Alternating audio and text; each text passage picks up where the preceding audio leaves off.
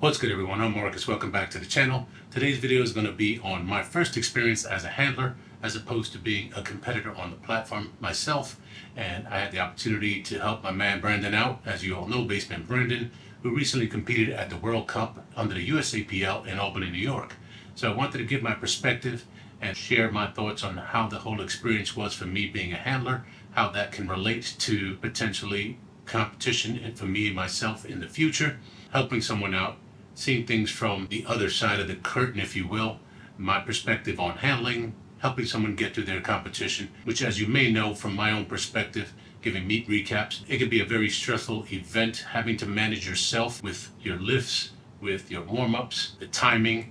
It is a lot to manage. So having a handler is ideal if you can do that, if you have someone to help out, or if you have a coach who generally would do that for you. This being my first opportunity and experience, I wanted to share that with the rest of you. So let's get into that. The benefit of a handler is making sure that the lifter is focused on their timing for warm-ups.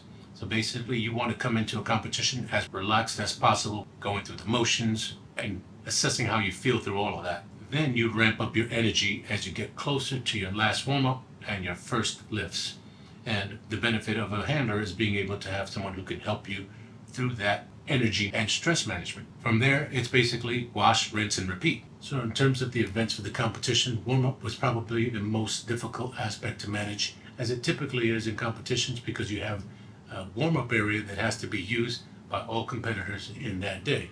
You have usually a couple of flights, and trying to manage a sequence of warm-ups for your lifting order, in addition to squeezing in with other competitors, can be very challenging. Thankfully, this event was well organized, and they had a separate warm-up room in this convention center where they had 3 platforms for warm-ups, and they were all assigned to lifters. So you just had to take a look at the assignment sheet where each lifter had assignment to a specific platform, but still that wasn't without its challenges, because you still had some lifters who just weren't very familiar with the kilo conversions, not really used to working with a combo rack, trying to figure out height adjustments, kilo conversions, and other things while squeezing yourself into a lifting order for warm-ups can be very, very difficult. I can speak from experience. And that was a bit stressful for me, as I'm sure it was for Brandon, because you're still trying to get your warm-ups in and prepare yourself to have your final warm-up a few minutes before your first lift. And that's difficult to do when you have so many different individuals to work with. For those lifters that are lifting less than someone like Brandon, you typically want to let them go first as you warm up and you add more plates to the barbell. But if they're struggling with kilo conversions and don't know how to make adjustments on the rack, don't have anyone to help them make adjustments on the combination rack, it can slow things down quite a bit. Me as a handler, I was there trying to help some of them get through it so that the lifter I'm handling can get in, get his warm-ups, and get the adequate rest that he needed before his next warm-up or first lift. As far as squats were concerned, we weren't too concerned with that. Even though he tweaked his back, squats had felt pretty good to him, and he went through the warm-up motions with no issues at all. Got back to the lifting area, listening to the lifting order, making sure I was able to get him prepared to get up behind the curtain and get ready for his lift while he listened to music over his headphones. And that went off pretty much without a hitch.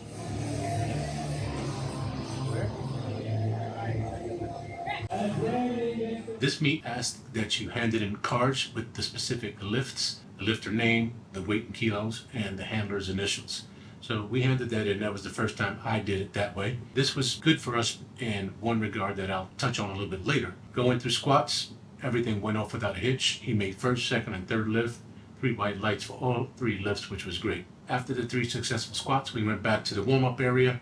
Brandon took in some more food and consume some carbs to get ready and build up his energy for the bench press event. And again, the same situation, trying to get a bench with people who were lifting at your level in terms of the weights and being able to slide plates on and off, keeping it progressively growing in terms of weight was a bit tricky, but we got through it. And thankfully, because bench is typically the lightest lift for pretty much all competitors, there aren't a lot of warm-ups to go through the motions. That second bench was a little bit slow and sticky, and so as a handler I wanted to be transparent and make sure he knew what I saw basically equated to what he felt. We came to an agreement that because that second bench looked a little slow, it probably wasn't a good idea to stick with the third number that we had in mind.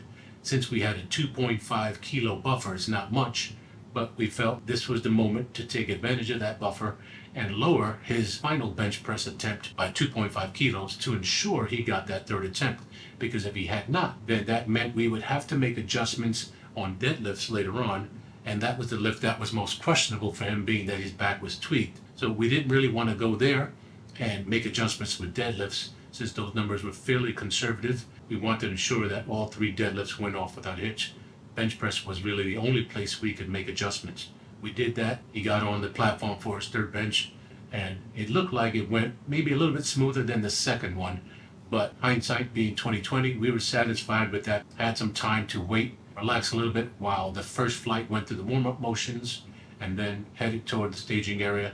Then we can begin warming up for ourselves. Now, being that his back was tweaked, this was the area of most concern for both of us, and I was watching him carefully to see if there was any hint of pain or problems, and asked him a few times. He said he felt fine. We both felt good that he was going to get through this and get those deadlifts in. So went through the motions of warming up for all the deadlifts. Again, a little bit challenging with everybody. Instead of making the jumps that we thought about making, we had to just kind of adjust on the fly. Being that he's one of the heavier lifters, it requires more warm-ups. So we just basically stuck with like 1 plate, 2 plate, 3 plates, and kept it moving.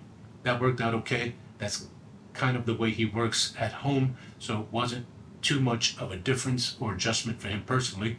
And this was the last 3 lifts of the day, so we just had to keep our fingers crossed, make sure he maintained his confidence. Tried my best to, number 1, stay out of his way, number 2, offer a little bit of encouragement when I thought it might be necessary, and just reminded him, lock out those knees, since that was an area that he was red lighted for in the past. Got through first deadlift, no problem. Second deadlift, no problem. Third deadlift, of course, was the one that we were not really worried about, but just concerned because of his back. But since the first 2 went off well, I thought we had the meat in the bag in terms of him hitting the qualifying total he wanted. And he got called to the platform. I had every confidence in him. I'm pretty sure he felt confident also. It was a little slow to start, but once he got past below the knee, sort of picked up in acceleration from that point.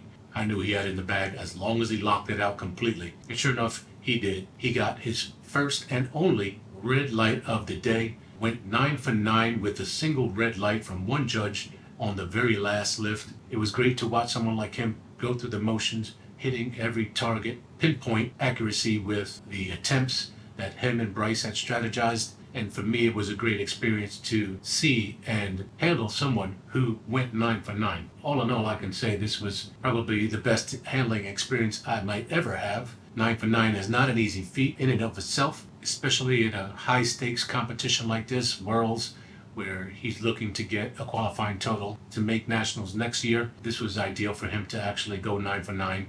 One area that I'd like to note that I could have done better at as a handler, and thankfully we had the benefit of one of Brandon's friends who was there at the competition, not competing, but handling somebody else. He had a keen eye on the board, because the board not only shows your lifting sequence, but it also shows your first lift weights.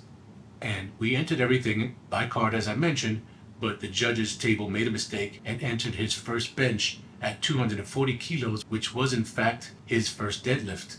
That would have been impossible. Granted, we had the card.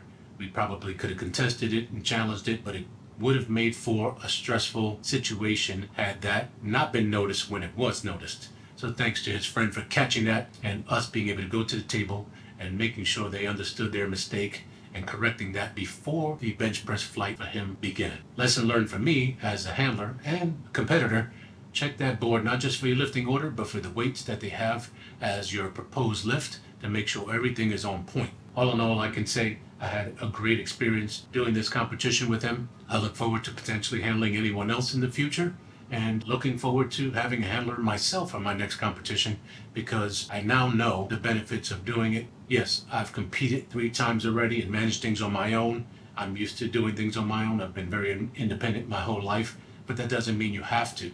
And having had the benefit of doing it from that perspective, I certainly look forward to having Handler in my court for future meets. It was a pleasure to watch and a pleasure to be a part of, and I appreciate the opportunity, Brandon. Thank you for trusting in me to make sure that you got through your day with as little stress as possible. the responsibility of ensuring he had a good day was certainly no small feat. I definitely didn't want to let my friend down on such an important day and competition for him to be able to hit his qualifying totals. So there was a lot of weight on my shoulders per se, but I'm glad I had the benefit of someone who was experienced lifter himself to make my first handling experience that much easier. Anyway, if you have comments as a handler or someone who's benefited from a handler in the past, please drop those comments in the comment section below. If you have questions about experience as a handler and some of the expectations that go into it, again, please drop those in the comment section below. I'm happy to answer any questions. I'd love to get feedback from all of you, but that's pretty much all I have for this. I appreciate your time as always, and I'll catch you on the next one.